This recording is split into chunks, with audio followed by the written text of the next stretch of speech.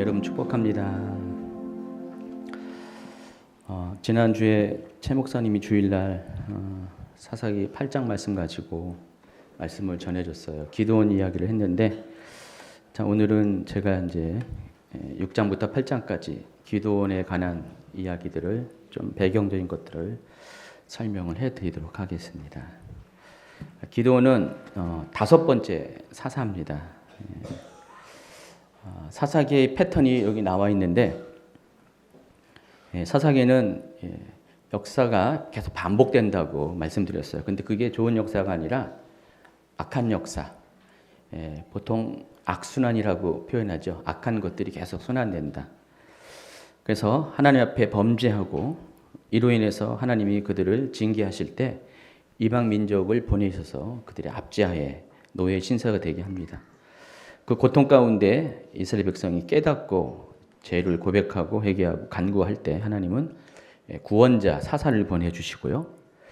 사사에 의해서 그들이 구원을 받고 평화의 시대가 도래합니다. 그리고 사사가 죽자마자 곧바로 망각에 빠지게 됩니다. 하나님이 행하신 일들을 바로 잊어버리죠. 그리고 또다시 처음에 행했던 그 범죄를 행하게 됩니다. 이게 사사 시대에 계속적으로 반복적으로 이루어졌어요. 근데 이 패턴이 모두 사사 시대에 7번 진행이 됐습니다. 두 번째 슬라이드를 보시면은, 보세요. 이렇게 두 번째 거 안 나오나요? 두 번째 PPT 좀 띄워주세요. 이렇게 7번 정도의 이런 악순환의 패턴이 반복됩니다. 그래서 오늘 이 기도원 이야기는 그 중에서 4번째 패턴이에요. 첫 번째 온넨 시대 때 한 번 그랬고, 또 에훗 시대 때 그랬고, 또 에훗 이후에 삼갈과 드보라가 연이어서 출연했는데, 그래서 드보라 시대 때도 그렇고, 그러니까 지난주에 드보라 이야기를 했고요. 이번에 4번째 기드온 시대 때도 마찬가지로 똑같은 역사가 반복적으로 일어나게 됩니다. 여러분, 사사기는 꼭 요거를 기억해야 돼요. 계속 제가 강의마다 계속 얘기하잖아요. 사사시대의 특징은 바로 이러한 악순환의 패턴이 반복된다는 것입니다. 근데 사사시대만 그런 게 아니라 오늘날도 마찬가지거든요. 그러니까 사사시대는 아주 옛날 이야기가 아니에요. 오늘날 재현되는 살아있는 역사이기도 합니다. 저와 여러분의 삶 가운데 나타나는 역사이기도 한다는 것입니다. 그래서 오늘 4번째 사사 드보라 이후에 이스라엘 백성이 또 다시 악을 행하는 사건이 벌어집니다. 사사기 6장 1절 같이 있습니다. 이스라엘 자손이 또 여호와의 목전에 악을 행하였으므로, 여기 또 여호와의 목전에 악을 행했다. 자, 근데 이 악이 구체적으로 뭘 의미한다 그랬어요? 우상 숭배. 하나님 앞에 가장 하나님이 싫어하는 악은 우상 숭배입니다. 그래서 여러분도 하나님이 가장 싫어하는 게 우상 숭배라는 걸 명심하고 또 명심하셔야 됩니다.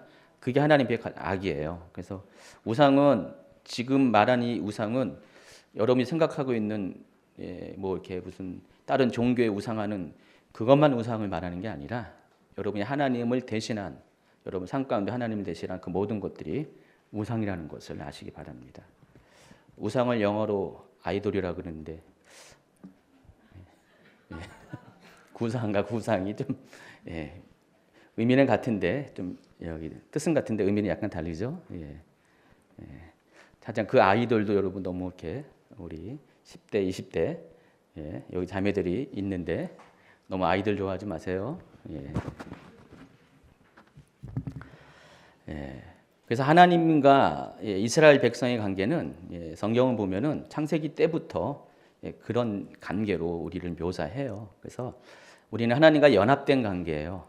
마치 신랑과 신부처럼 가장 큰 사랑이 그런 거잖아요. 그래서 그런 관계로 연합이 됐습니다.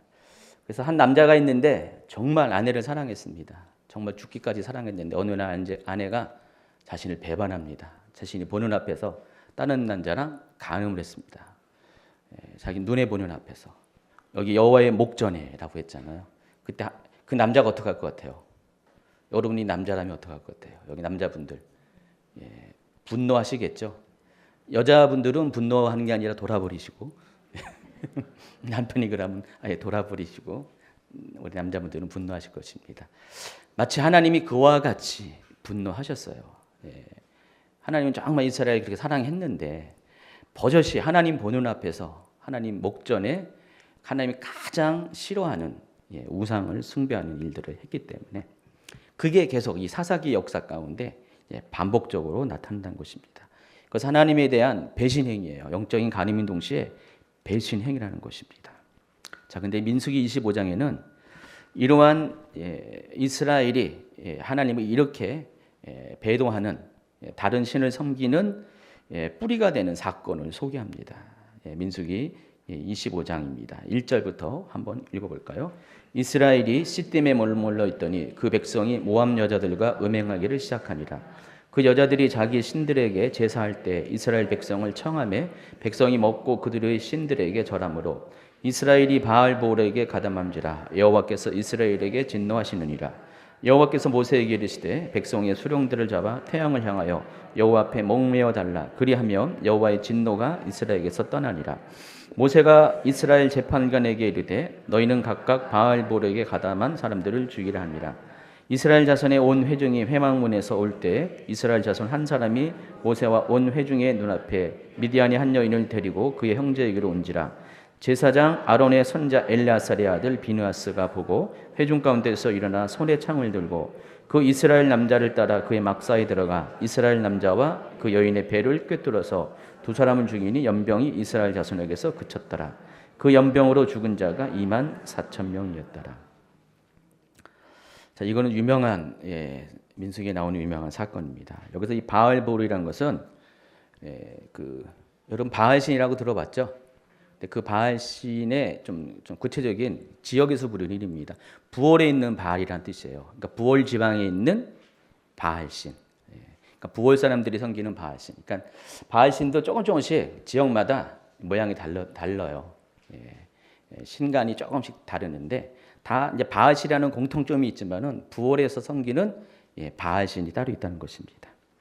근데 여러분 이 바알이 어떤 신이냐면은 원래 모티브는 바알은 그 바벨론에서부터 오기 시작한 거예요. 바벨론에 여러분 알고 있는 그 니므롯, 니므롯이 스스로 자기가 신적 권위를 가지고 세상을 이렇게 첫 번째 세상을 이렇게 제패하는 영호걸이 되잖아요. 그러니까 니므롯이 이 세상의 첫 번째 왕이었어요. 그 전에는 왕 같은 개념이 없다가 니므롯이 최초의 왕이 됐죠. 그게 창세기 10장에 나오고요. 그리고 11장에 그 니므롯이 바벨탑을 세웁니다. 그래서 그 바벨탑의 꼭대기에 신들을 경배하는 그 신전을 짓는데 자기 자신이 그 신의 현현으로 이렇게 사람들에게 소개를 합니다. 그리고 자기 아내 세미라미스를 또 상대 여자 신으로 그 아들 담무스 뭐 등등을 또 신으로 합니다. 그래서 자기는 태양이고 아내 세미라미스는 달 그리고 아들들은 별 이런 식으로 해와 달 별 당시 고대 세계에서 사람들이 가장 그렇게 두려워하는 그런 존재인 해와 달과 별로 자신들을 그렇게 신격화시킵니다. 그 니므롯의 또 세미라미스의 모델이 시대가 흐르면서 계속해서 문명을 따라서 각국으로 전파됩니다. 그래서 메소포타미아 문명을 통해서 쭉 가다가 어디로 가냐면은 이집트로 가요. 이집트 가도 거기서 비슷한 신이 있고요. 또 이집트에서 또 어디 가냐? 그리스 신화. 또 그리스 신화에서 로마 신화.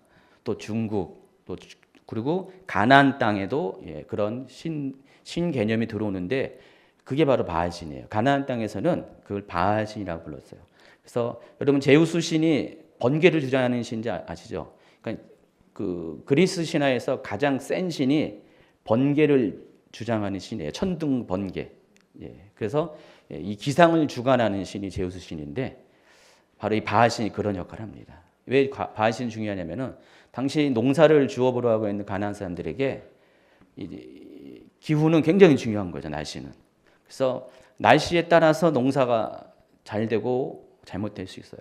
특별히 가나안 땅에서 어느 지역은 괜찮지만은 거의 대부분이 연간 그 강우량이 굉장히 턱걸이 수준밖에 안 돼요. 농사를 짓는데 턱걸이 수준. 그러니까 만약 그 해에 비가 안 왔다. 한 해 농사를 망치고 그럼 어떻게 돼요? 먹을 게 없어지죠. 극심한 가뭄이 돼요. 그 창세기 때 보면은 아브라함도 그랬고 이삭도 그렇고 가뭄이 심하니까 다 이집트로 도망가든지 피난 가든지 아니면 뭐 그랄 땅으로 블레스 있는 그랄 땅으로 이렇게 갑니다.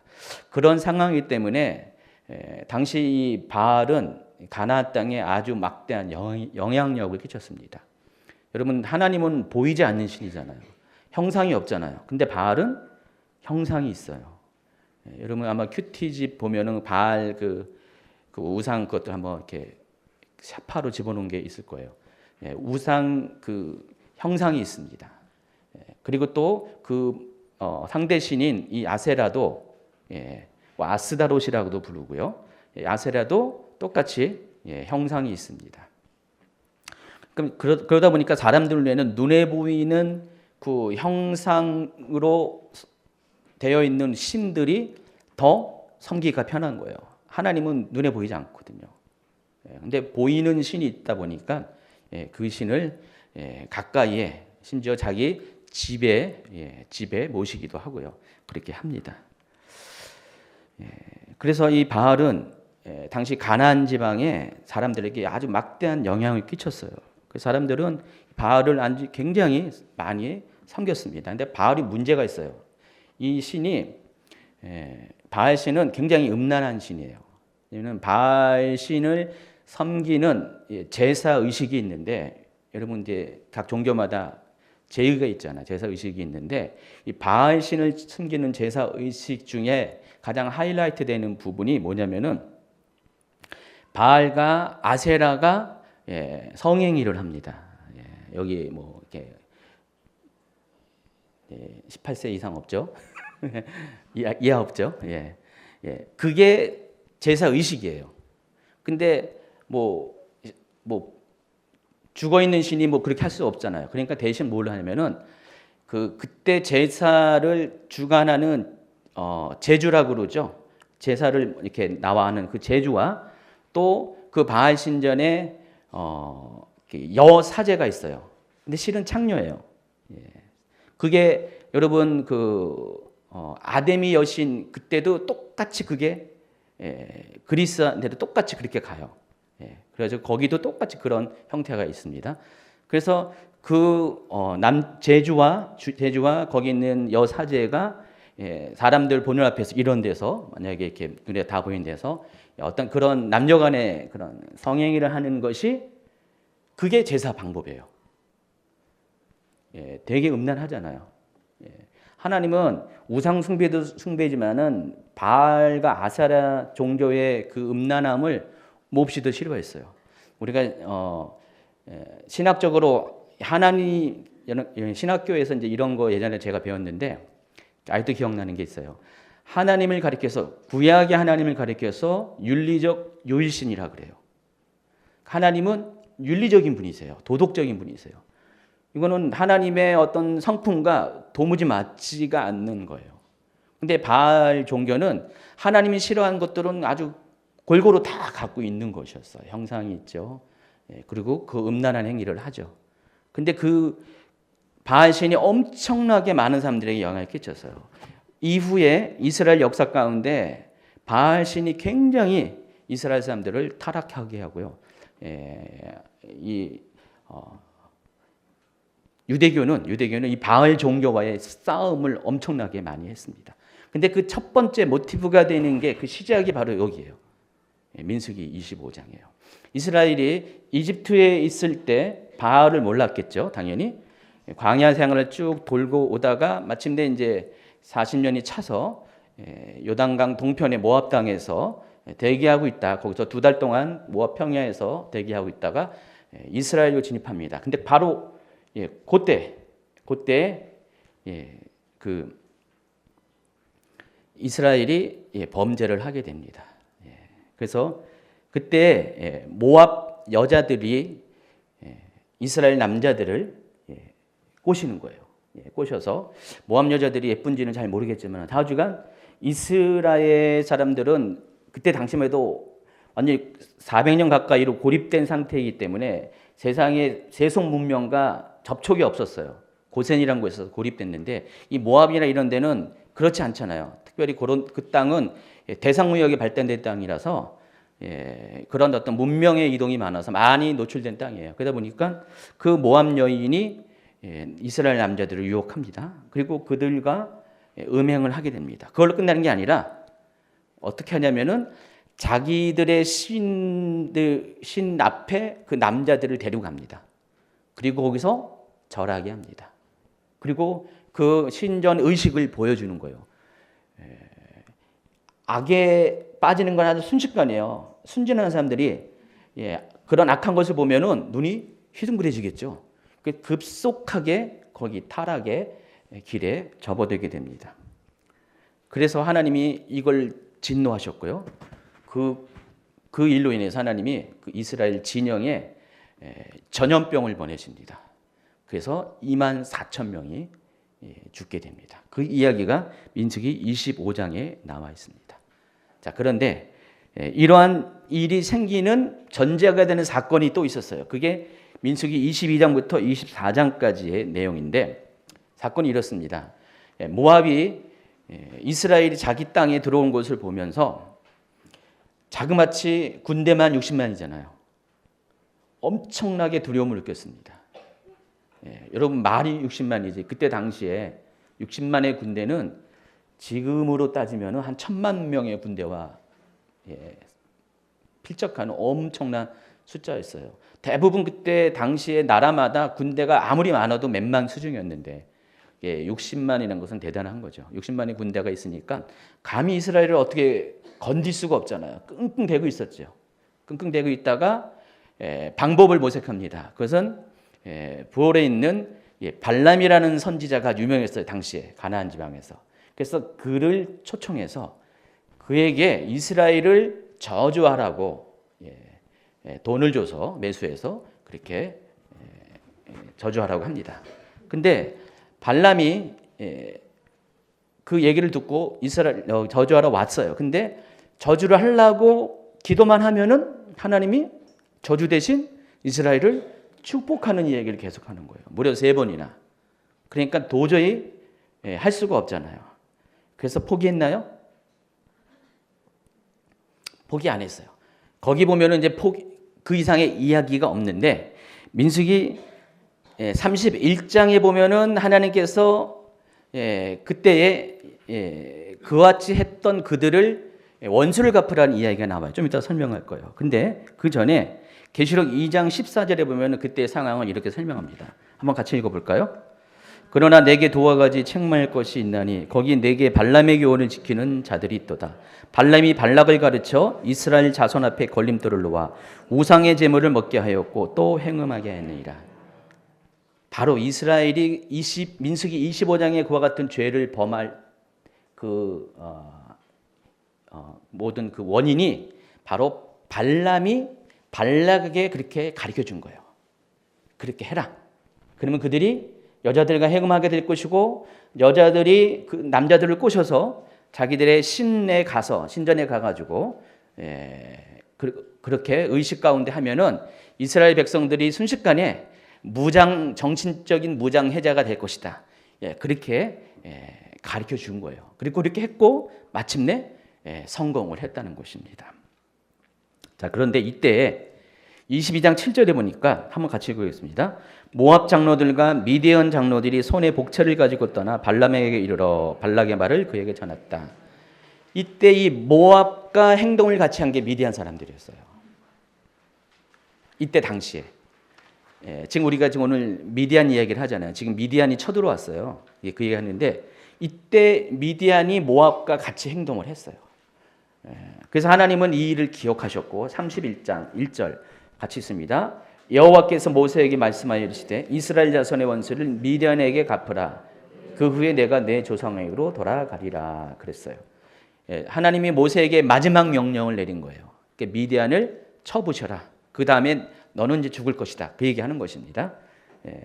그래서 모세가 하나님이 명령하신 대로 7절 8절에 보면 미디안을 쳐서 남자를 다 죽였고 또 5 왕을 죽였다 그랬습니다. 그게 7절, 8절에 쭉 나와 있어요.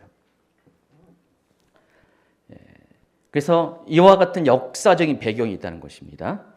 자, 그런데 여러분 여기서 한 가지 알아야 될 게 있어요. 여러분 한 퀘션을 가졌을 거예요. 미디안? 이스라엘하고 친한데, 왜냐하면 모세의 장인이 미디안 족속이잖아요. 아니 결국은 모세는 장인의 가족들이 포함된 장인의 민족들을 지금 이렇게 죽였다? 이런 퀘션이 의문이 생기죠. 그런 생각 안 해봤어요?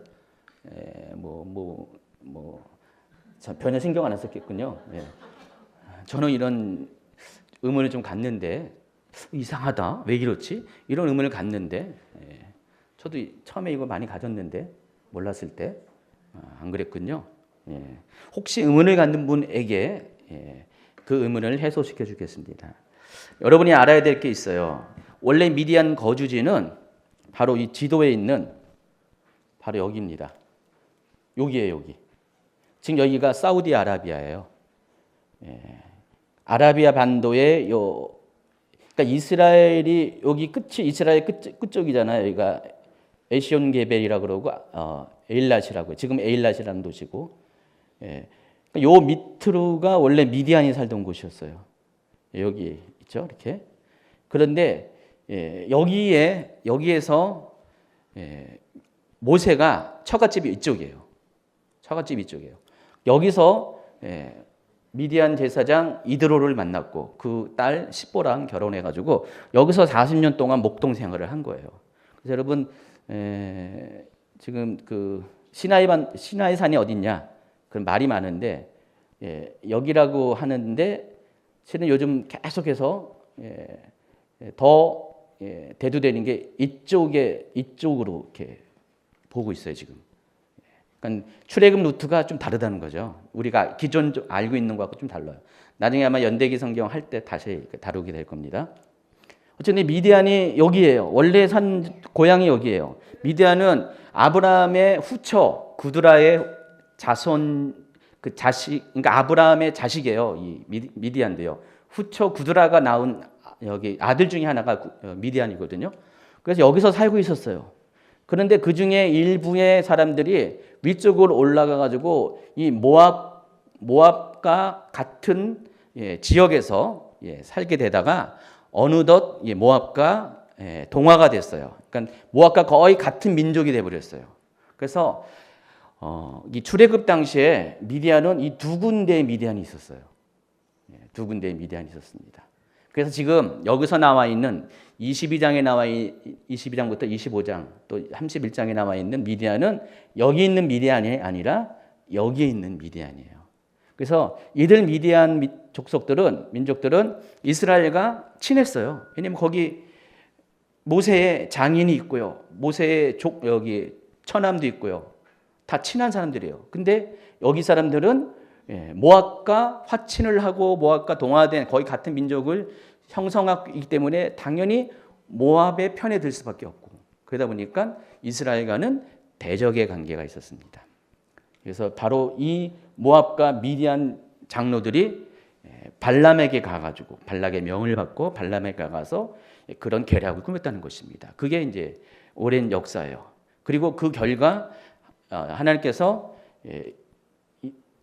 들어가기 전에 가나안 땅으로 입성하기 전에 모세에게 이 미디안에게 원수를 갚아라 이렇게 명령을 하셔가지고 미디안이 그때 모세에 의해서 진멸을 당합니다.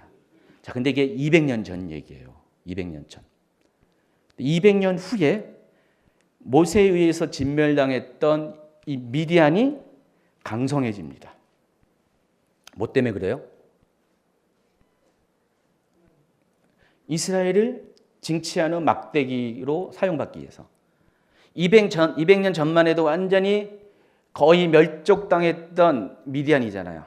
모압도 마찬가지였잖아요. 근데 하나님이 이스라엘이 잘못하니까 거의 멸망했던 그들을 다시 살려내잖아요. 그래서 이제는 이 미디안이 강성해져서 이스라엘을 압제하는 민족이 되게 합니다. 그 이야기가 오늘 이제 본문에 시작합니다. 사사기 6장 1절입니다. 이스라엘 자손이 또 여호와의 목전에 악을 행하였으므로 여호와께서 7년 동안 그들을 미디안의 손에 넘겨주었다 그랬습니다. 하나님은 뭐든지 다 하십니다. 사랑하는 자를 위해서 여러분 부모님이 우리 자녀들 사랑하기 위해서 뭐든지 다 해요. 정신만 차리기 위해서는 뭐든지 다 합니다. 그게 진짜 사랑이잖아요. 하나님이 이스라엘 그렇게 사랑하니까 이스라엘 정신 차리게 하기 위해서 이전에 멸망하다시피 했던 그 민족을 다시 강성케 해가지고 이스라엘을 징치하는 압제하는 도구로 사용합니다. 6장 2절에 보니까 미디안의 손이 이스라엘을 이긴지라 이스라엘 자손이 미디안으로 말미암아 산에서 웅덩이와 굴과 산성을 자기들 위하여 만들었다 그랬습니다. 여기 그림에 보면은 지금 이게 이스라엘 사람들이 농사를 짓고 있습니다. 근데 농사를 추수할 때 되니까 어떻게 해요? 여기서 미디안 군대가 들어옵니다. 뭐 하겠어? 이거 다 뺏어가려고요. 또 다음 그림에 보니까 이 표현 그대로 미디안 군대 때문에 이스라엘 사람들이 산에다가 굴을 파고 산성을 만들고 숨어 있는 거예요. 그래서 이렇게 7년이라는 세월을 보냈어요. 미디안만 그런 게 아니라 아말렉도 합세하고요. 또 여기 뭐라고 밝히지 않지만 동방에 있는 또 다른 족속들도 합세합니다. 근데 이 미디안의 이 압제는 이전에 그 메소포타미아 왕 구산 리사다임 또 에우 시대 때 모압 그리고 드보라 시대 때 하솔 거기와는 게임이 안 돼요. 그들은 무력으로 군사력으로 이스라엘을 쳐들어와 가지고 압제를 했지만 조공을 받아가는 수준이었어요. 근데 이 미디안은 그 수준이 아니었어요. 완전히 들어와 가지고 파종기 때부터 시작해 가지고 추수 때까지 완전히 거기를 그냥 이스라엘 땅에 눌러붙어 있는 거예요. 그래서 곡식이란 곡식은 다 뺏어가고요. 그리고 또 가축이 있으면 것들 다 뺏어갑니다. 그래서 6장 3절부터 보면은 이렇게 소개합니다. 그때 상황을 이스라엘이 파종한 때면 미디안과 아말렉과 동방 사람들이 치러 올라와서 진을 치고 가사에 이르도록 토지 소산을 멸하여 이스라엘 가운데서 먹을 것을 남겨두지 아니하며 양이나 소나 나귀도 남기지 아니하니 이는 그들이 그들의 짐승과 장막을 가지고 올라와 메뚜기 떼같이 많이 들어오니 그 사랑과 낙타가 무수함이라. 그들이 그 땅을 들어와 멸하려 하니. 그러니까 이들은 여기 보면 메뚜기라고 했잖아요. 메뚜기. 그냥 메뚜기 같다고 표현한 게 아니라 실제로 그들은 메뚜기 같은 습성을 했어요. 메뚜기 특징이 뭐죠? 때가 들어오면은 그 땅에 있는 밭에 있는 모든 식물을 다 갉아먹잖아요. 완전히 황폐케 하잖아요. 이 미디안이 그랬어요. 이스라엘 땅에 들어와 가지고 파종할 때 보면은 이제 씨가 올라 가지고 이제 싹이 나잖아요. 그때부터 시작해 가지고 추수할 때까지 완전히 농사 짓는 전 기간 내내 이스라엘에 쳐들어와서 모든 것들을 다 빼앗아 가버립니다. 그래서 6절에 이스라엘이 미디안으로 말미암아 궁핍함이 심한지라 이에 이스라엘 자손이 여호와께 부르짖었더라 그랬습니다. 그러니까 이전에 있는 상황과는 게임이 안 될 정도로 굉장히 힘든 상황에 빠져 있어요. 그러니까 여러분이 계속 이렇게 악순환의 사이클을 하잖아요. 하나님에 의한 징벌도 점점 세집니다. 하나님이 조금 되실 때, 조금 손대실 때 정신 차리셔야 돼요. 보통 그러잖아요. 정신 차리긴 차려요. 그러다가 좀 있다가 다시 정신 놓죠. 그럼 또 하나님이 가만두신 거 사랑하니까 또 뭔 일을 벌리게 하셔가지고 망하게 하고 힘들게 하죠. 그때 정신 차리잖아요. 근데 또 그러잖아요. 그럼 하나님이 그게 누적됐을 때 어떻게 돼요? 나중에는 아주 감당하지 못할 그런 아주 힘든 상황들을 허락하세요. 그래서 여러분 웬만하면은 하나님이 여러분 이렇게 다루실 때 일찌감치 정신 차리는 게 좋은 겁니다. 그게 지혜로운 사람이에요. 결국은 하나님 여러분을 돌이키기 위해서 하나님이 할 수 있는 거 다 하신다니까요. 하나님과 하실 거 다 한 다음에 안 되면 버리시는 거예요. 이때까지만 하나님이 이스라엘 백성을 사랑했고 아직 기회가 있는 거예요. 어쨌든 지금 네 번째의 사이클이 도니까 하나님이 이전의 세 번째와는 차원이 다른 더 큰 고통 가운데 이스라엘 민족을 몰아넣게 됩니다. 그래서 궁핍함이 심한지라 이스라엘 자손이 여호와께 부르짖었다 그랬습니다. 이번에도 하나님께서 구원자를 보내어 주십니다. 역대하 7장 14절 내 이름으로 일컫는 내 백성이 그들의 악한 길에서 떠나 스스로 낮추고 기도하여 내 얼굴을 찾으면 내가 하늘에서 듣고 그들의 죄를 사하고 그들의 땅을 고칠지라. 근데 이번에 기드온의 케이스는 상황이 심각하다 보니까 하나님의 이 일을 다루시는 방법이 단순하지가 않습니다. 첫 번째, 하나님이 사사를 보냄에 앞서서 먼저 선지자를 보냅니다. 그래서 선지자를 통해서 이스라엘의 한 일에 대해서, 죄에 대해서 경책을 하십니다. 그 6장 8절부터 나옵니다. 여호와께서 이스라엘 자손에게 한 선지자를 보내시니 그가 그들에게 이르되 여호와께서 이같이 말씀하시기를 이스라엘 하나님 내가 너희를 애굽에서 인도하여 내며 너희를 그 종 되었던 집에서 나오게 하여 애굽 사람의 손과 너희를 학대하는 모든 자의 손에서 너희를 건져내고 그들을 너희 앞에서 쫓아내고 그 땅을 너희에게 주었으며 내가 또 너희에게 이르기를 나는 너희 하나님 여호와이니 너희가 거주하는 아모리 사람의 땅의 신들을 도려하지 말라 하였으나 너희가 내 목소리를 듣지 아니하였느니라. 이 메시지를 선지자를 통해서 이렇게 전해 주셨어요. 그리고 나서 바로 이어서 천사를 또 보내 주십니다. 11절에는 천사가 등장해요. 8페이지 보니까 여호와의 사자는 천사를 말합니다. 아비에셀 사람 요아스에 속한 오브라에 이르러 상수리 나무의 아래에 앉으니라. 그래서 12절에 여호와의 사자가 기드온에게 나타나 이르되 천사를 보내주십니다. 처음에는 선지자를 그 이스라엘 사람들 전체에게 보내서 그들의 죄에 대해서 경책하시고 바로 너희들이 고통을 당하는 것이 하나님 답을 주는 거잖아. 하나님 우리를 구해주세요. 부르짖었잖아요. 그러니까 답을 주시는데 너희들이 고통을 당하는 것이 너희들이 하나님과의 약속을 지키지 않았다. 우상 숭배하지 하지 말라고 했는데 그와 같은 악을 범했다. 이것을 먼저 알려주신 다음에 그 다음에 천사를 누구한테 보내냐면 기드온에게 보내는 것입니다. 그 사사기 시대는 제가 뭐라고 했어요? 과도기적인 시대라고 했어요. 사사기 이전에는 주로 하나님께서 그 하나님의 뜻을 전하기 위해서는 누굴 보냈어요? 천사를 보내시든지 아니면 하나님 스스로가 나타나셔서 성육신 하셔서 보통 그 성육신 하신 하나님을 누굴까 고민들 많이 하는데 어려워할 거 없어요. 바로 예수님일 거예요. 예수님이 그때 당시 이미 창세기 때부터 사람들 가운데 나타나신 거예요. 그래서 그 천사나 아니면 하나님 자신이 성육신 하신 예수님이 나타나셔서 뜻을 전해요. 그리고 사사기 이후에는 주로 선지자들을 보내십니다. 근데 이 사사 시대는 과도기 시대이기 때문에 하나님이 직접 나타나시기도 하고 천사를 보내기도 하고 선지자를 보내게 하십니다. 지금 그런 상황이에요. 이미 천사가 한번 복임에서 사사기 2장에 보면은 복임에서 한번 나타났고 또 두 번째 사사기 6장에서 두 번째 천사가 나타납니다. 자, 그런데 14절 16절을 보면은 이 기드온과 대화를 하는 천사의 대화를 자세히 보면은 천사가 아니었어요. 기드온은 맨 처음에 천사인 줄 알았는데 누구였어요? 하나님이었어요. 여호와께서 그를 향하여 이르시되 너는 가서 너희 힘으로 이스라엘 미디안의 손에서 구원하라. 내가 너를 보낸 것이 아니냐. 여호와께서 그에게 이르시되 내가 반드시 너와 함께하리니 내가 미디안 사람 치기를 한 사람 치듯 하리라. 이 말씀을 하신 분은 하나님 자신이었다는 것입니다. 성육신하신 예수님일 거예요.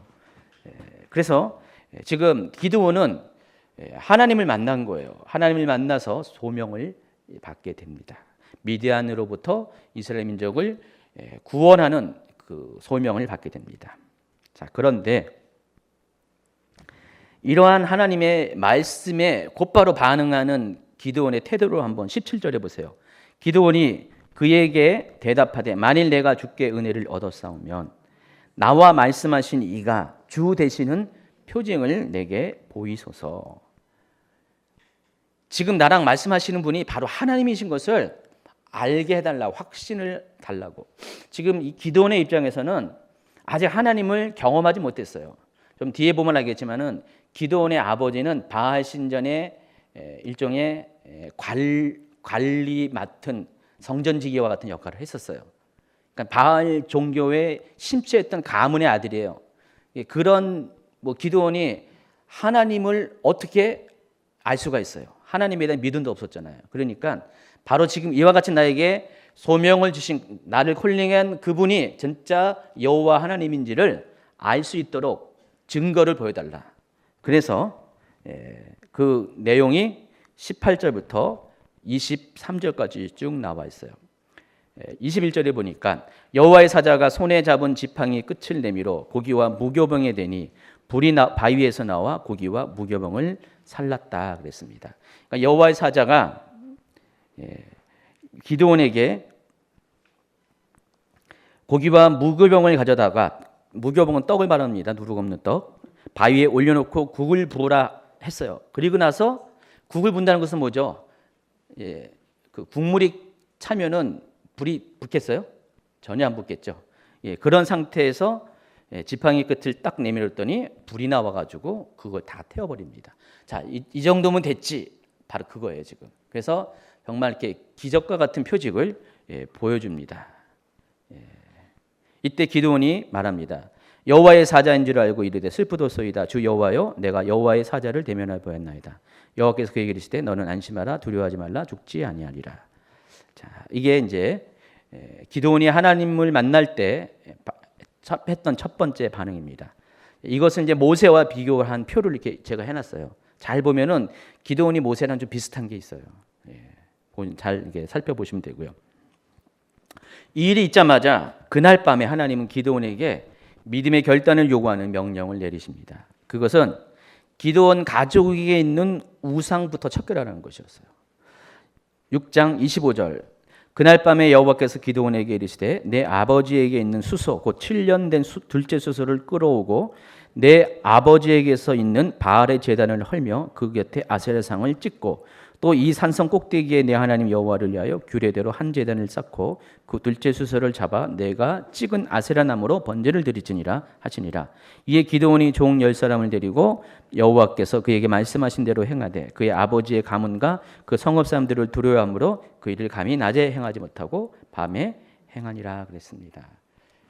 하나님을 만나자마자, 하나님인 것을 알게 하자마자 하나님께서 기드온에게 명령한 겁니다. 우상을 먼저 척결하라. 너 아버지 집에 있는 그 우상부터 척결하라. 지금 이스라엘이 이렇게 고난당하는 게 뭐였죠? 바로 이것 때문에 그랬잖아요. 바알과 아사라 숭배 때문에. 그래서 이것에, 그러니까 그 하나님한테 징계를 받는 원인이 되는 이것을 먼저 제거하라는 것입니다. 그래서 이거를 합니다. 근데 기드온이 두려워했어요. 왜냐하면 이것을 하게 되면은 미칠 화가 뭔지를 뻔히 알았기 때문에. 사람들이 자기가 가만둘까요? 가만히 두지 않습니다. 제가 여러분 그 파란 글씨로 이렇게 10페이지에 해놨는데, 전승에 의하면은, 유대인 전승에 의하면은 아브라함이 갈대 우르를 떠나서 하란을 거쳐가지고 이스라엘 땅에 오잖아요. 그때도 그런 일이 있었대요. 아브라함의 아버지 데라가 하는 일이 달신을 섬기는 일을 했었대요. 그때 당시에 그 달신이 그 지역에 유명했거든요. 바벨론에서 이 달신. 근데 그 달신이 지금 이슬람에서 그 달신이에요. 초승달. 그래서 그 달신을 섬기는 일인데, 그때 하나님이 아브라함에게 똑같이 나타나셔서 이 기드온에게 한 것처럼 하신 거예요. 전승이에요. 성경에 남아 있는 게 아니라 유대인의 전승이에요. 참고 자료입니다. 그래서 아브라함이 도망을 칠 수밖에 없는 거예요. 데라도 같이 따라 나올 수밖에 없는 거예요. 거기 있으면 죽으니까. 야반도주 한 거예요. 아브라함과 온 가족이 야반도주를 한 거예요. 그래서 메소포타미아를 타고 올라가다가 하란까지 갔다가 거기서 남쪽으로 가나안 땅에 오게 됩니다. 아브라함의 경우도 그랬다는 것이죠. 지금 이제 기드온이 지금 아브라함이 했던 것처럼 이번에는 바알과 아세라상을 이렇게 회파하는 그런 일을 하게 됩니다. 그렇지만은 너무 일이 큰 일이기 때문에 하나님이 하나님 자신이 하나님 되신 분을 이미 증거해 보이셨기 때문에 더 이상 이걸 안 따를 수는 없고 하긴 해야 되지만은 두려움 때문에 밤에 그 일을 합니다. 아침이 됩니다. 사람들이 제단이 회파된 것을 봅니다. 아세라상이 완전히 찍혀 있는 것을 보게 됩니다. 난리가 났겠죠. 그래서 온 마을 사람들이 난리가 나서 이게 누가 했냐 범인을 찾아내라. 오래 못 갑니다. 바로 요아스의 아들 기드온이 이 일을 했다는 것을 알게 됩니다. 그래서 6장 30절에 보였어요. 성읍 사람들이 요아스에게 이르되 내 아들을 끌어내라. 그는 당연히 죽을지니 이는 바알의 제단을 파괴하고 그 곁에 아세라를 찍었습니다. 자, 그럴 때 기드온의 아버지 요아스가 나타납니다. 그런데 기대치 않은 행동을 합니다. 원래 이 요아스는 이 바알 신앙의 아주 추종자였어요. 그렇기 때문에 그 관리하는 책임을 갖고 있었어요. 그런데 그 요아스가 이 모습을 보고 의의 말을 합니다. 31절 요아스가 자기를 둘러선 모든 자에게 이르되 너희가 바알을 위하여 다투느냐 너희가 바알을 구원하겠느냐 그를 위하여 다투는 자는 아침까지 죽임을 당하리라. 바알이 과연 신일진데 그의 제단을 파괴하신즉 그가 자신을 위해 다툴 것이니라. 이 말은 뭐냐면은 전에는 바알을 두려워해서 섬겼었는데 지금 보니까 아들은 살아있잖아요. 바알을 해파하는 아들은 살아있잖아요. 보니까 바알 별거 아니네. 이것을 확인하게 된 거예요. 그래서 별것 아닌 신 갖고 너희들이 다툴 필요가 있냐. 만약에 바알이 살아있는 신이면은 자기를 회파한 이 기드온을 살려두겠냐. 그 얘기를 하는 것이에요. 그러면서 마을 사람들을 회유합니다. 32절에 그날의 기드온을 여룻바알이라 불렀으니 이는 그가 바알의 제단을 파괴하였으므로 바알이 그와 더불어 다툴 것이라 함이었더라. 기드온의 원래 이름은 그 뜻은 벌목하는 사람인데 갑자기 벌목하는 사람이 바알과 다투는 사람으로 바뀌었습니다. 자, 근데 이 사건이 굉장히 큰 의미가 있어요. 바로 이것을 통해서 기드온은 전에는 그 므낫세 지파 속의 아비에셀 그 족속에 있는 사람이었어요. 굉장히 작은 힘이 없는 그런 족속의 사람이었어요. 근데 이 사건을 통해서 이 기드온의 이름이 여룻바알로 불려지면서 그 지역에 그 동네를 뿐만 아니라 좀 지나니까 거기에 있는 므낫세 아니면 온 이스라엘에 소문이 퍼졌을 거 아니에요. 거의 대부분의 사람들이 이같이 바알 숭배를 하고 있었는데 어느 날 갑자기 어떤 한 젊은이가 나타나가지고 확실하게 젊은 건 아니에요. 한 40대 정도 될 거예요. 나타나가지고 갑자기 바알을 신전을 회파하고 아세라를 찍었다. 근데 살아있다. 자기들은 두려워서 그 일을 감히 시험도 못했는데 그런 일을 한 이 기드온이 갑자기 명성이 퍼지게 된 거예요. 그래서 기드온이 그 나라 가나안에 있는 사람들이면 다 알게 됐어요. 기드온이라는 이름을 알게 됐어요. 여룻바알이라는 이름을 알게 됐어요. 그래서 기드온이 어느 날 갑자기 유명 인사가 돼버린 거예요. 짠하고 부각이 됐습니다. 자, 이 일이 있자마자 전쟁이 일어납니다. 33절에 보니까 그때 미디안과 아말렉 또 동방 사람들이 다 함께 모여 요단강을 건너와서 이스라엘 골짜기에 진을 친지라 그랬어요. 이 일이 있자마자 곧바로 그 미디안 연합군들이 대군을 이끌고 요단강을 건너서 이스라엘 골짜기에 진을 치게 됩니다. 여러분 상식적으로 좀 이해가 아니잖아요. 군대가 13만 5천 명인데 엄청난 대군이에요. 아마 그 지역에 있는 모든 군대를 다 끌어모았을 거예요. 근데 그 군대가 여기 왜 왔겠어요? 무슨 앞에 무슨 전쟁이 있는 것도 아니고 누가 이렇게 전쟁을 일으킨 것도 아니고 그들 입장에서는 자기 점령한 지역이 아직은 평화 시대였는데 갑자기 이들이 그 모든 군대를 다 끌고 이스라엘을 넘어온 거예요. 왜 그랬을 것 같아요? 하나님이 이렇게 하신 거죠. 하나님이 전쟁을 일으키신 거예요. 누구도 안 일으킨 전쟁을 하나님이 일으키십니다. 그래서 그 미디안 군대가 연합군이 모든 사람들을 끌어모아서 이스라엘로 들어와서 이스라엘 골짜기에 진을 치게 됩니다. 이때 하나님의 영이 기드온에게 임합니다. 그래서 기드온이 나팔을 불자 사람들이 모이기 시작합니다. 나팔은 전쟁 나팔을 말한 겁니다. 나팔을 딱 부는데 제일 먼저 누가 나서냐면은 기드온이 속한 마을 사람들, 아비에스의 사람들. 전에는 기드온을 죽이자고 했던, 바알 신전을 해파했다고, 살려두지 않겠다고 이를 버럭버럭 거렸던 그 사람들이 기드온을 따릅니다. 그리고 기드온이 속했던 므낫세 지파가 따릅니다. 그리고 아셀 지파, 스불론 지파, 납달리 지파, 총 4개의 지파가 기드온을 따라서 전쟁에 참전하게 됩니다. 자, 이게 이렇게 나와 있어요. 그래서 기드온은 므낫세 지파에 속한 사람이고요. 스불론, 납달리, 아셀, 이 4개의 지파. 지난주에 했던 드보라 때는 납달리, 스불론, 아셀은 참전 안 했고요.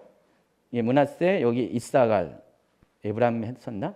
에브라임이 있었죠. 이렇게 지파가 있었죠. 지금도 역시 마찬가지로 북부 지파들만 이 전쟁에 참여하게 됩니다. 남부 지파는 참여 안 하고요. 이 북부 지파가 4개의 지파가 참전을 해서 32,000명의 이스라엘 군대가 조직이 됩니다. 그래서 지금 이스라엘은 요 하롯셈, 엔 하롯이라고 그러죠. 여기 엔이라는 것은 셈을 말하는 것이고요. 하롯셈이라는 뜻이죠. 여기서 이스라엘 군대는 여기서 진영을 구축하고, 그리고 그 미디안 군대는 이스라엘 골짜기 모래산 밑에서 여기서 진영을 구축합니다. 구축해가지고 여기서 지금 서로 진영을 대적하고 있는 것이에요. 자, 그래서 이제 전투가 벌어지게 되잖아요. 근데 기드온이 전투가 벌어지기 전에 36절에 보니까 한 번 더 하나님께 징표를 구합니다. 기드온이 하나님께 여쭈되 주께서 이미 말씀하신 같이 내 손으로 이스라엘을 구원하시려거든 보소서 내가 양털 한 뭉치를 타작마당에 두리니 만일 이슬이 양털에만 있고 주변 땅은 마르면 주께서 이미 말씀하신 것 같이 내 손으로 이스라엘을 구원하실 줄을 내가 알겠나이다 하였더니 그대로 되었다 그랬습니다. 지금 하나님 또 시험하는 거예요. 기드온이요. 근데 이걸로 끝나지 않습니다. 이튿날 기드온이 일찍 일어나 양털을 가져다가 그 양털에서 이슬을 짜니 물이 그릇에 가득한지라. 기드온이 또 하나님께 여쭈되 주여 내게 노하지 마옵소서 내가 이번만 말하리이다. 구하옵나니 내게 이번만 양털로 시험하게 하소서. 원하건대 양털만 마르고 그 주변 땅에는 다 이슬이 있게 하옵소서 하였더니 그 밤에 하나님이 그대로 행하시니 곧 양털만 마르고 그 주변 땅에는 다 이슬이 있었더라 그랬어요. 소위 말하는 그 양털 시험입니다. 여러분 같으면 이렇게 하나님을 시험하겠습니까? 감히 못하잖아요. 근데 기도는요 이렇게 많이 해요. 여기로 끝이는 게 아니라 뒤에 또 해요. 뒤에 보면 또 한 가지 또 해요. 그래서 기도의 특징을 보면은 하나님을 시험하는, 이름을 바꿔야 돼요.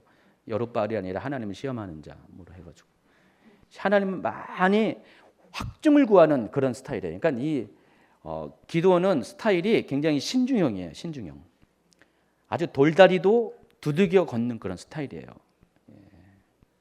그런 점에서는 누구랑 닮았다는 거죠. 모세랑 닮았다는 것이죠.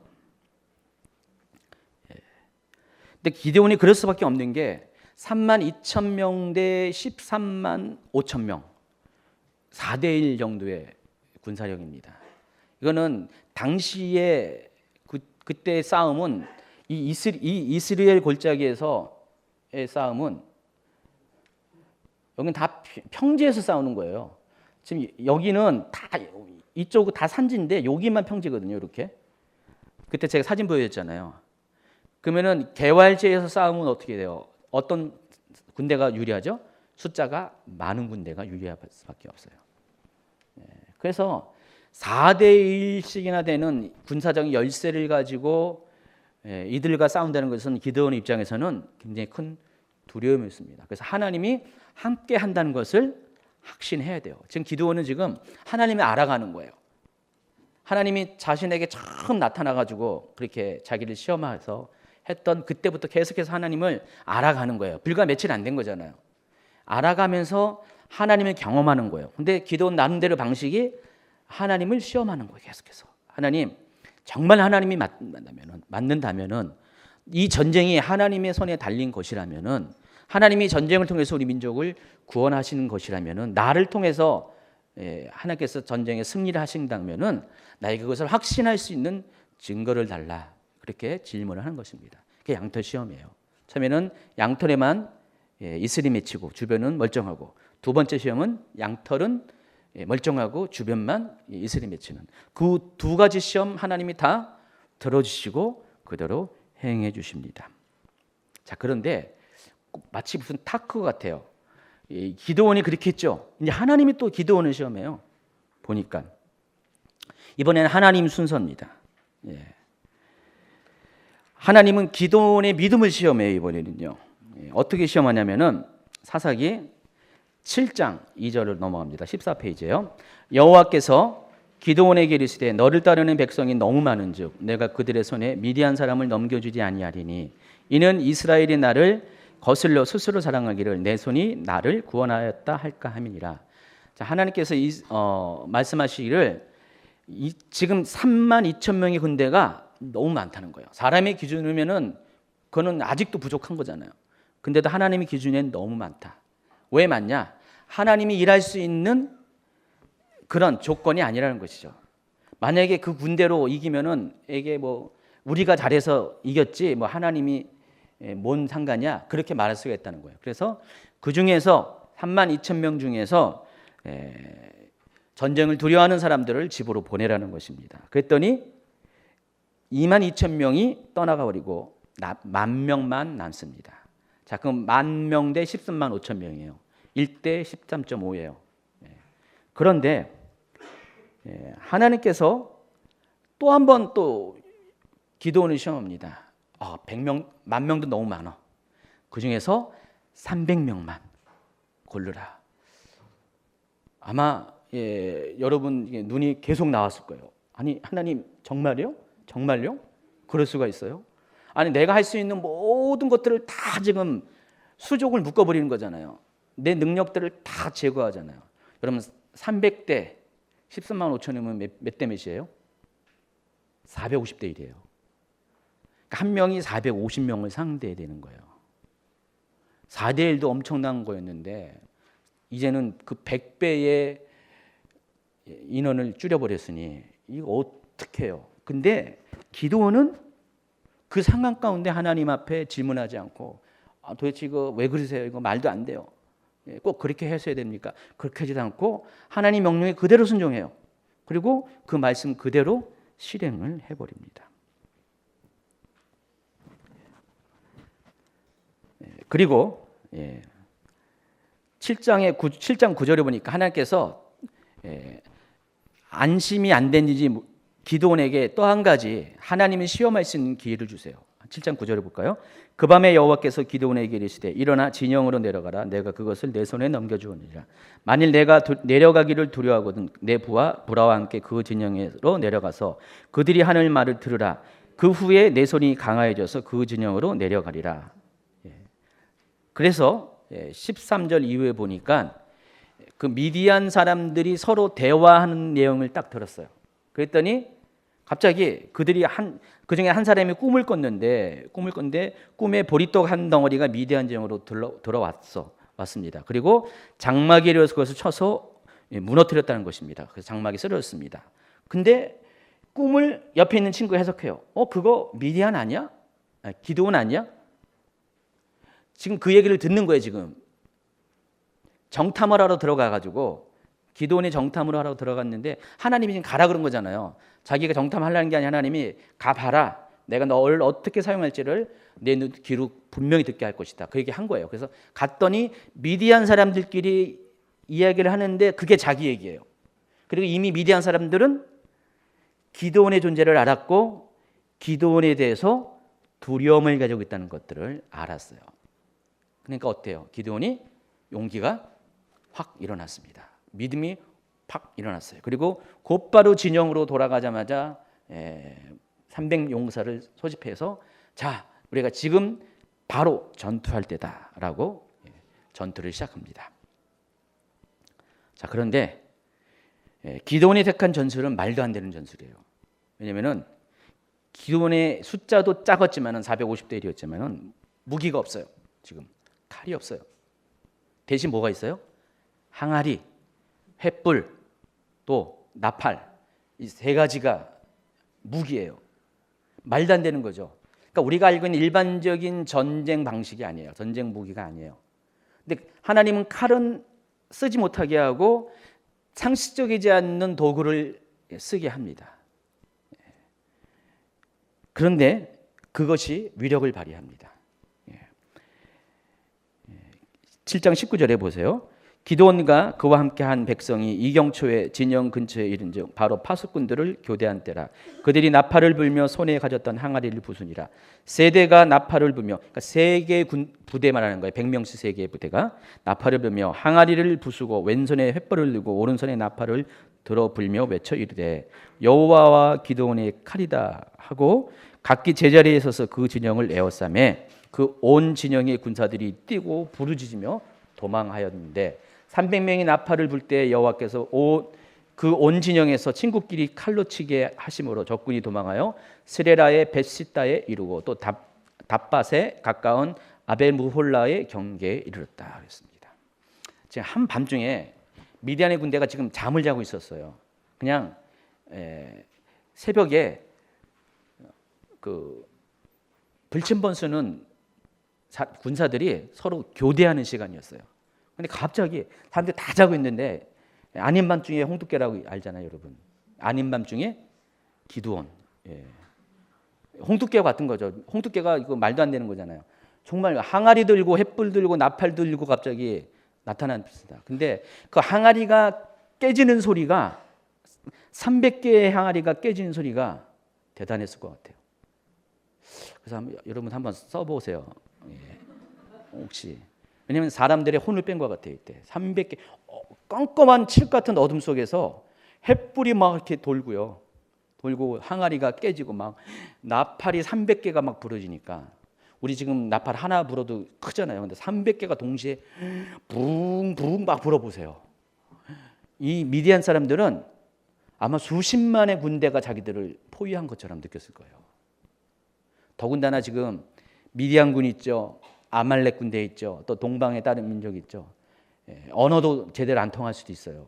서로 외국인들끼리 있는 거예요. 그러니까 서로 막 말도 안 통하죠. 완전 혼란의 상황에 왔습니다. 그랬더니 누가 적인지 악인지 모르고 껌껌한 상태에서 누군가 쳐들어왔다고 생각해가지고 자다가 말고 칼을 들고 나왔는데 막 사람들이 움직이니까 적이다 생각하고 실은 자기 편인데 막 자기들끼리 싸운 거예요. 그래서 많은 군대가 거기서 자기들끼리 싸우다가 죽고요. 그 나머지 군대가 도망을 친 거예요. 어디로 도망치겠어요? 당연히 자기들이 원래 있는 그 땅 쪽으로 미디안 모압 쪽으로 동편으로 도망을 가게 됩니다. 그래서 미디안 군대를 겨우 300명의 용사를 가지고 물리치게 됩니다. 자, 그렇게 되자 이때 비로소 기드온은 돌려보냈던 지파들을 부릅니다. 23절에 이스라엘 사람들은 납달리와 아셀과 온 므낫세에서부터 부름을 받고 미디안을 추격하였더라. 여기에 스볼론이 빠졌어요. 앞에는 스볼론이 있었는데 여기서는 스볼론이 빠졌습니다.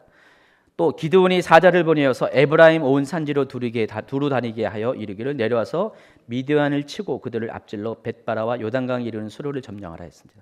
이번에는 스볼론 대신 에브라임이 합류하게 됩니다. 에브라임은 므낫세 바로 밑에 있는 지파거든요. 당연히 므낫세와 가까운 거기 때문에 전쟁에 처음부터 합류했어야 되는 건데 처음에 모집할 때는 에브라임 지파에서는 안 나왔다가 부르지 않은 거죠. 이번에 이제 기드온이 부릅니다. 아마 제가 보기에 그 이유가 지금 이들의 퇴각로가 에브라임 부대랑 지파랑 가장 가까운 데예요. 에브라임에서 바로 넘어갈 수 있는 그런 곳인 것 같아요. 그래서 에브라임이 그들을 쫓아갑니다. 그래서 결국 에브라임이 미디안의 두 방백 오렙과 스앱을 사로잡아서 그들을 죽여서 기드온에게 가지고 옵니다. 그러니까 요단강을 건너서 거기까지 쫓아갔다가 지금 그들을 죽이고 추격해서 두 방백의 머리를 가지고 온 겁니다. 전투가 일단락됩니다. 근데 이때 에브라임 지파 사람들이 기드온에게 항의를 합니다. 도대체 처음에 전투가 벌어질 때, 전쟁이 벌어질 때 왜 나를 안 불렀냐? 우리 지파를 안 불렀냐? 그때 기드온이 아주 겸손하게 에브라임 지파를 대합니다. 에브라임 사람들이 기드온에게 이르되 8장 1절 내가 미디안과 싸우러 갈 때 우리를 부르지 아니하였으니 우리를 이같이 대접함은 어찌 됨이냐 하고 그와 크게 다투는지라. 기드온이 그들에게 이르되 내가 이제 행한 일이 너희가 한 것과 비교 되겠느냐. 에브라임의 끝물 포도가 아비에셀의 만물 포도보다 낫지 아니하냐. 하나님이 미디안의 방백 오렉과 스앱을 너희 손에 넘겨줬으니 내가 한 일이 어찌 능히 너희가 한 것에 비교되겠느냐 하니라. 기드온이 이 말을 하매 그때 그들의 노여움이 풀리니라 그랬어요. 지금 기드온이 에브라임 지파를 달래는데 에브라임 지파를 높이면서 자기는 한 일이 없다. 실제로 에브라임 지파가 추격해가지고 그 우두머리 두 사람을 사로잡아서 죽였잖아요. 그리고 전쟁이 여기서 끝난 게 아니에요. 아직 남아 있는 전투가 있었습니다. 그것은 미디안의 두 왕이 살아서 도망갔어요. 그래서 두 왕을 잡아야 돼요. 안 그러면은 그들이 남아 있는 한 미디안은 계속해서 기회를 엿볼 것이고, 그래서 이때 기드온은 그들을 추적합니다. 뒤에 보니까 15,000명이 살아 돌아갔어요. 사사기 8장 10절 이때 세바와 살문나가 갈고리했는데 동방 사람의 모든 군대 중에 칼든 자 12만 명이 죽었고 그 남은 15,000명가량 그들을 따라와서 거기에 있더라 그랬습니다. 13만 5천 명 중에서 15,000명 빼고 나머지 다 죽은 거예요. 그러니까 그들이 그쪽으로 도망쳤어요. 그랬더니 기드온이 쫓아가는데 또 말도 안 되는 거예요. 300명만 데리고 가는 거예요. 300대 15,000 말이 안 되잖아요. 근데 이번에는 기드온이 칼을 가져가는 것 같아요. 횃불과 항아리, 나팔은 아니고 나팔은 가져갔겠죠. 전투 도구를 가져가서 그들이 안심하고 있을 때 여기 보니까 지금 여기가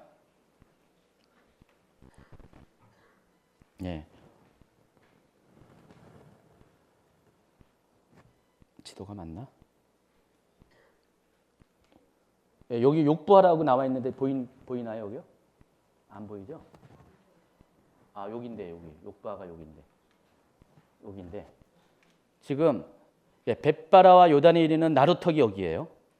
에브라임 지파한테 여기를 차지하라고 했잖아요. 그리고 나서 여길 건너서 300용사가 이쪽으로 갑니다. 이때 15,000명의 패잔병들은 이제 자기 나라 땅에 지경에 가까이 왔으니까 안심을 하고 있었어요. 에브라임 지파도 돌아갔죠. 추격군도 돌아갔잖아요. 그리고 많은 군대가 지금 따라오는 기미도 없었고, 그래서 이들은 여기서 안심하고 있는 바로 그때 기드온의 300용사가 기습 공격을 합니다. 그리고 그들을 칩니다. 이미 전의를 상실한 미디안 군단은 도망치기에 바빴어요. 아니 도망쳤는데 또 와? 아유, 지긋지긋해 하면서 도망가다가 결국 어떻게 돼요? 미디안 두 왕이 기드온에게 잡혀서 사로잡혀 옵니다. 그리고 전투가 종결됩니다. 그러니까 돌아오는 길에 기드온은 자신을 냉대했던 스콧과 분이엘을 징치합니다. 그게 8장에 나와 있고요. 그리고 모든 전투가 끝나자마자 22절에 보니까 그때 이스라엘 사람들이 기드온에게 이르되 당신이 우리를 미디안 손에서 구원하였으니 당신과 당신의 아들과 당신의 손자가 우리를 다스리소서 하는지라. 기드온이 그들에게 이르되 내가 너희를 다스리지 아니하겠고 나의 아들도 너희를 다스리지 아니할 것이요 여호와께서 너희를 다스리리라 하리라 그랬습니다. 아주 멋진 말을 했죠. 하나님께서 원하는 게 이 대답이었죠. 이스라엘이 왕이 필요하지만은 하나님께서 하나님이 왕이 되기를 원하셨어요. 나중에 사무엘을 통해서 이스라엘 백성이 왕을 주세요, 왕을 주세요. 그때 하나님이 그 얘기를 했거든요. 하나님이 하도 백성들이 요구를 하니까 어쩔 수 없이 왕을 주었죠. 처음에 실패한 왕 사울이 있었고, 성공한 왕 그다음에 다윗이 갔죠.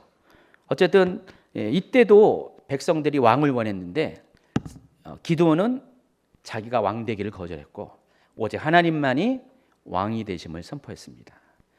그리고 40년 동안 기드온이 살아있는 동안에 이스라엘은 평안했고요. 하나님을 떠나지 않았고 잘 먹고 잘 살았더라. 해피엔딩이죠. 자, 그런데 문제가 기드온이 죽자마자 또 벌어집니다. 8장 33절. 기드온이 이미 죽음에 이스라엘 자손이 돌아서서 바알들을 따라가 음행하였으며 또 바알 브릿을 자기들의 신으로 삼고, 여기도 마찬가지 브릿의 바알이라는 뜻입니다. 이스라엘 자손이 주위의 모든 원수들의 손에서 자기를 건져내신 여호와 자기들의 하나님을 기억하지 아니하며 또 여룻바알이라 하는 기드온이 이스라엘에게 베푼 모든 은혜를 따라 그의 집을 후대하지도 아니하였더라 그랬습니다. 이스라엘이 또 금방 잊어버린 거예요. 망각. 그랬더니 하나님께서 그들을 징치하시는데 9장에 그 다음 9장에 뭐가 나오냐면은 아비멜렉이라는 사람이 나옵니다. 기드온의 아들 중에서 첩에게서 나온 세겜에 있는 첩에게서 나온 아들이 아비멜렉인데, 아비멜렉은 왕이 되었어요. 실제로 3년 동안 왕이 되어서 이스라엘을 통치했습니다. 근데 그 아비멜렉으로 인해서 오히려 이스라엘은 더 나빠지고 더 잘못된 선택을 하게 되는 경험을 합니다. 하나님은 이 사사기를 통해서, 사사기의 주제는 그때 왕이 없으므로 백성들이 자기 소견에 옳은 대로 행하였더라. 이제 제가 아마 이 사사기 강해를 다 하게 되면 7번째 강의가 이제 마지막이 될 텐데 3월 말일에 갈 텐데, 그때 17, 18, 19, 21 쭉 나머지 삼손 이후에 나머지 이야기를 할 거예요. 그때 17장부터 계속해서 반복적으로 언급되는 것이 그때 왕이 없으므로 백성들이 자기 소견에 옳은 대로 했다. 그 얘기가 계속해서 반복돼요. 그래서 그 상황이 어떤 것인가를 설명을 해요. 정말 폐륜과 정말 있을 수 없는 일들이 그 시대에 많이 일어나요. 사회상이 어떤가를 설명을 해줘요. 왕이 없을 때 우리 가운데 그런 일이 생긴다는 것입니다.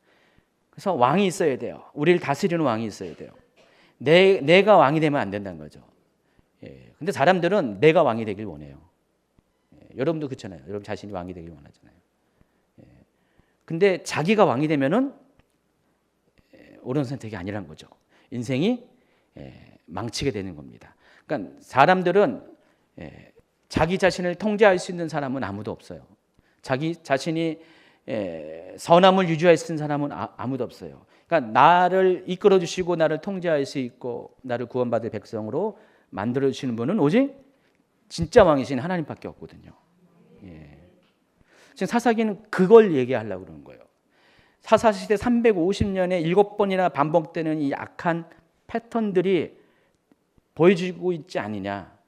사람들은 왕을 원했고 왕이 없으니까 자기 스스로가 왕이 되어서 자기 소견에 옳은 대로 했지만, 자신의 방식대로 인간적인 방식으로 세상의 방식으로 했지만은 하나님이 왕이 되시지 않는 이 민족들의 결과가 어떤 것을 아주 역사적으로 보여준 거예요.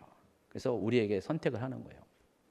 너희도 이렇게 살래? 아니면은 진짜 왕 대신 하나님을 모시고 하나님의 주권과 통치 아래서 사는 삶을 살겠니? 이것을 우리에게 선택하라고 요구하는 것입니다. 우리 대한민국이 지금 자기 소견에 옳은 대로 살아가는 사람이 너무 많아요. 일반적인 백성도 그렇고요. 또 우리 크리스천 중에서도 자기 소견에 옳은 사람이 많이 있습니다. 자기 뜻대로 하면 어떻게 돼요? 자기는 옳다고 생각하지만은 지는 옳은 게 아니죠. 하나님 기준에서 옳은 게 옳은 건데 자기 기준에서 옳다고 생각하면서 너무 하나님 뜻과 반대되는 일, 하나님이 싫어하는 일들을 많이 합니다. 동성애 지금 주장하는 분들, 여러분은 막 동성애 주장하는 사람들 이해가 안 되고 어떻게 저렇게 그렇게 하냐, 근데 그들은 그게 의를 행하는 것이라 생각한 거예요. 모든 사람이 평등해야 된다, 차별받지 말아야 된다. 그래서 이렇게 해요. 근데 자기 소견에는 옳은 거죠. 자기가 왕일 때는. 그렇지만 아니죠. 하나님 뜻과는 반대가 되는 거죠. 하나님은 그것을 옳다고 말하지 않습니다. 그러니까 그런 일들이 예를 들어서 그렇다는 것이죠. 많이 있어요. 지금 많이 있어요. 그래서 이런 일들이 정치권에서부터 시작해가지고 많이 지금 일어나고 있습니다. 이런 세상 가운데 여러분이 살고 있어요. 저는 이런 세상이 이런 물결들이 아마 제가 보기에 한 10년 텀으로 해가지고 더 그 뭐랄까요? 악순환의 고리가 더 깊어진 것 같아요. 그러니까 사사 온니엘 때, 에후 때, 드보라 때, 기드온 때가 달랐잖아요. 점점 그 강도가 세지고 고통과 죄악의 범위가 깊어졌잖아요. 지금 시대가 그런 것 같아요. 여러분 보기에도 그러지 않아요? 지금 시대가 점점 악이 또 다른 악을 낳고 범위가 넓어지고 깊어지고, 저는 깜짝 놀라는 게 적어도 옛날에는 뭐 무섭기도 했지만은 잡혀갈까봐 두렵기도 했지만은 무슨 대통령한테 대놓고 욕한 사람 없었잖아요. 그렇죠, 여러분? 한 20-30년 전만 해도 그랬나요? 감이 있을 수가 없는 거잖아요. 혼자서 그런 거고. 근데 지금은 무슨 박근혜 대통령도 마찬가지고 문재인 대통령도 마찬가지고 완전히 무슨 자기가 대통령 위에 있어요, 모든 사람들이. 근데 깜짝 놀랄 때가 많이 있어요. 그런 거 하나만 봐더라도 지금 이 시대의 악이 얼마나 대단한가. 자기가 왕이에요, 정말. 자기 마음에 안 들면은 얼마 전에는 지지했다가 얼마 후에는 완전히 그냥 욕해대고 막 그런 시대예요. 안 믿는 사람은 그러나요? 아닙니다. 교회 다니는 사람도 그래요.